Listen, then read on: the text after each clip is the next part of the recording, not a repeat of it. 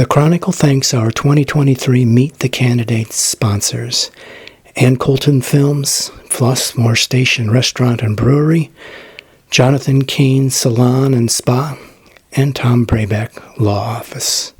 With their help, HF voters will be well informed on Election Day, April 4th. And thanks for having me. Thanks for this opportunity. My name is Pam Jackson, and I am a resident of Flossmoor, a longtime resident of the South Suburbs. I am currently on the school board, and I'm running for re-election for a few reasons, but what I can say is 4 years ago when I decided to run, I ran on really the slogan of taking HF higher. And I feel like we are taking HF higher. I worked very hard as a board member to make sure that I understood the nuances, the ins and outs of being a good school board member. And we've done a lot of great work. And so I decided to run again because I wanted to continue that work. There's still work to be done, and I wanted to be a part of that because I was a part of starting it. So I sit on the finance committee, and it's been an issue that has come up over and over again while I've been on finance, and even prior to being on finance. We've got a little over, I think, 10 months of reserves, and to some that might seem high. We've talked about really reconsidering what that right number is. As a finance committee, it's something that comes up and we talk about it often just to figure out what that right number is. Our reason for keeping it where it is because, you know, we just never know. We don't want to put ourselves in a position where we don't have enough funds to really continue to keep our school to be the top-notch destination school that it is. So it's a topic for discussion we have all the time, and it'll probably come up here within the next few months to talk about again what's that right number. It's always a challenge. I came in on the tail end of the Fine Arts project. While I supported the project in terms of the construct and the fine arts and, you know, enhancing that program in our district, I probably would have taken a different approach just in terms of really understanding the data. So I'm a data person. I believe in really looking at metrics, and I would have asked several questions, as I ask many questions about the science construction project that we have underway. Just really wanting to understand value, looking at metrics in terms, you can take science for instance.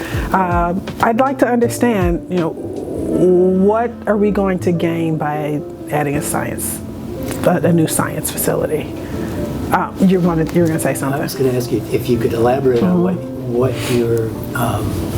what you see now that facility is going to do for our students. Well, I mean, the fact of the matter is our current science facility is very old and dated, and we don't have the equipment or the space that's needed for, you know, 2023 science, right? And so from that perspective, I support it. Our teachers have done a really good job, and that's the one thing that I wanted to make sure, you know, we have a procedure in finance that we need to adhere to make sure that we're taking all of the steps necessary to assess the need. And so our teachers have been very involved in really taking a look at what do we need to be competitive? What do we need to meet the standards of today?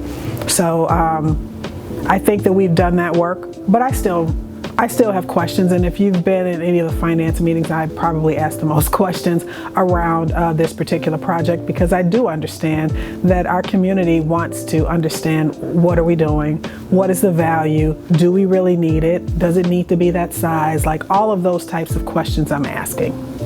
Well, I would have to defer to our business manager about tuition dollars that we collect during the time from the point at which we identify a student that potentially is out of district to the point where there's a hearing and a determination is made. I would say that we're not collecting tuition dollars, but again, don't hold me to that. That would be a business manager question.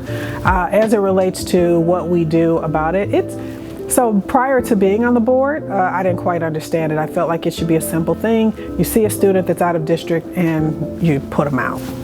That's not exactly how it goes. There's a lot of evidence that has to go in, a lot of building of evidence and investigation that has to go into really confirming that that student is out of district.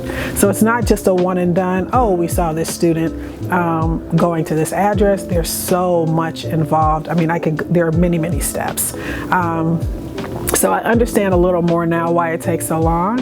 I guess my position would be that if we've got a residency problem, we probably should put the right resources. We utilize our internal school resources to try to identify that. And while they may be the best people to do it, I think that could be an outsourcing potential for us to really be more efficient in trying to close that window of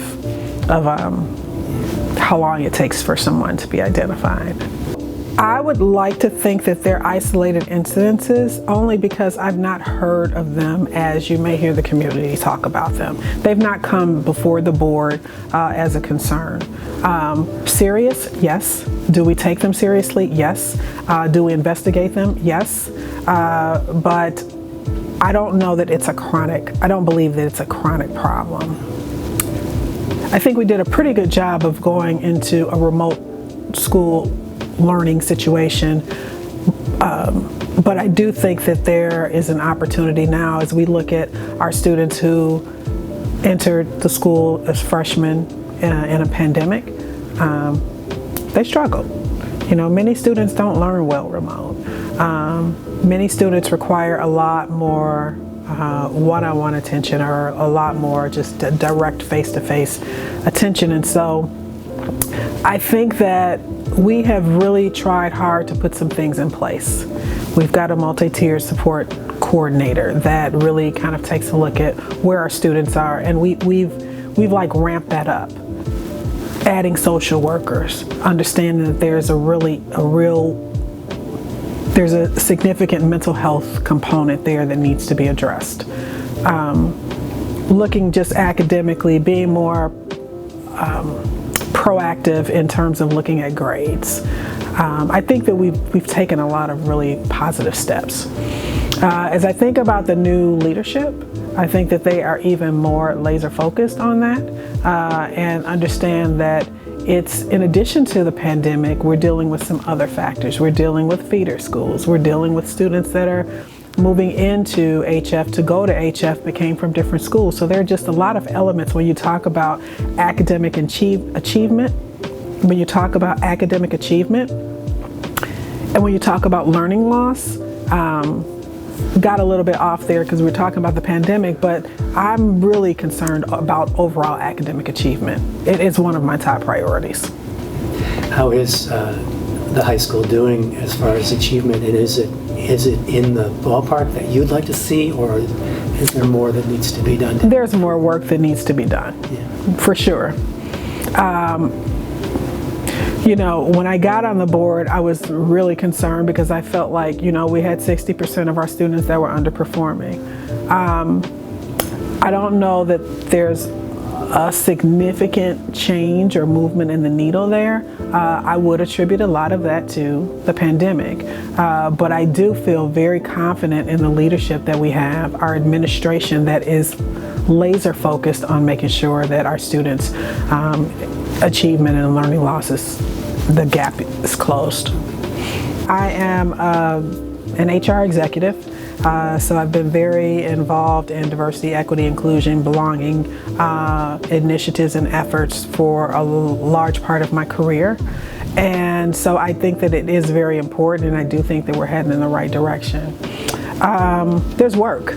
You know, there's a lot of work. There is work for our students. The demographic in our school is different than it was, say, 10, 15 years ago, and that's okay. There's work for our teachers, teachers that may now be pushed to think differently, and sometimes that's uncomfortable, and that's okay too. I think that we've got an amazing group though, diversity and equity coordinator, as well as our assistant principal who is extremely knowledgeable on diversity and equity, and we're focusing on it. It's important. It's not something that I think we can ignore, particularly given the demographics of our school. The things that we haven't talked about, so I can tell you academic achievement, learning loss is one of the top things on my list. One of the other things is safety, school safety, all the way around. So not just, thinking about locking the buildings down, but just students being safe, students being free from bullying. That to me goes into mental health, making sure our students' mental health is as good as it can be, and that we've got the supports that our students need to be able to thrive. Those are the big ones for me. There are probably a few others, but when I think about just being a good board member and really representing our district in the best way possible, I think that's it. I'm big on data, so I like to understand. I feel like you can't manage what you can't measure, and so that may be viewed by some a different way, but I believe that if you have measurements of where your starting point is and you've got a baseline, you know what you're working toward. If you don't have that, then I don't know how you can progress. I don't know how we move the needle on the achievement gap if you don't measure. And one of the other things that I feel is very important, and I've touched on it in a few of my responses to why I want to be a board member, is really connecting our parents with the schools and our students. So getting our community involved, right? I think that there is a direct correlation between a student's success and the parental involvement. And I think there are a number of ways that as a community, and it doesn't just have to be HF, but as a community as a whole, that we can help our students. That's something that I think is really important. There's an initiative that I've got some ideas about. I've kind of pitched it and people really like it. So that's it.